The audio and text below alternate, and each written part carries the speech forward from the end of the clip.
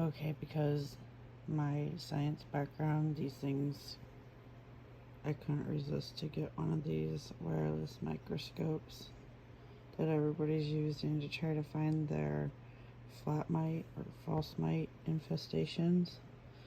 So I got one. I got it a couple days ago. I just haven't had time. And this sourdough hasn't been growing, so I was like, oh, let's check it out. And I'll show you what I saw. I just looked around this area to see if I saw any of the bright orange moving spots, and I'll show you what I found on the next slide.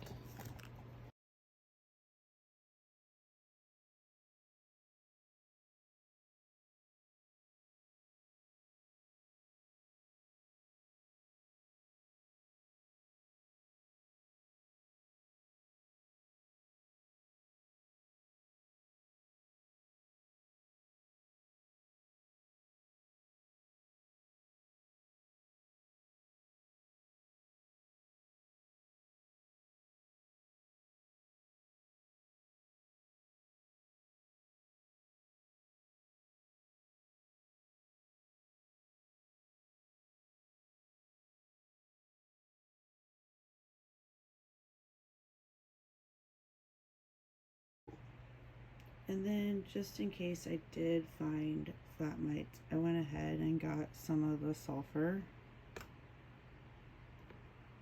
that most of the Hoya growers that I follow have used this to solve their mite problem. But you can see controls listed mites, thrips, and scale. So I thought, oh, it can't be bad to have on hand, and it was like $10. So anyhow, this one I did not see any flat mites on, but I'm gonna go ahead and show you guys how, if it did, how I would treat it, because I don't want the sulfur spots all over my leaves. So I got myself, sorry, I'm zoomed in. I have a regular paintbrush here, and from my readings, flat mites like to focus on the new growth, so I just take a little bit of sulfur. Saw somebody else do this, and I thought that's genius because I don't want the spots all over my leaves, and apply it to where new growth would come out, or where they might be focusing their efforts more or less. Sorry, my allergies flared up overnight. I think all the wind and warm weather yesterday got things rolling a little bit. So yeah, just like this. I mean, yeah, it still smells like sulfur. I don't know if it's any more or less than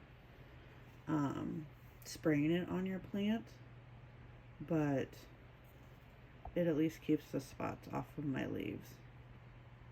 So if I find any, this is how I would treat this plant. Did not have any that I could see, but I figured it's not a bad process to do. So yeah, another idea of how to maybe treat a flat or false mite infestation if you have one.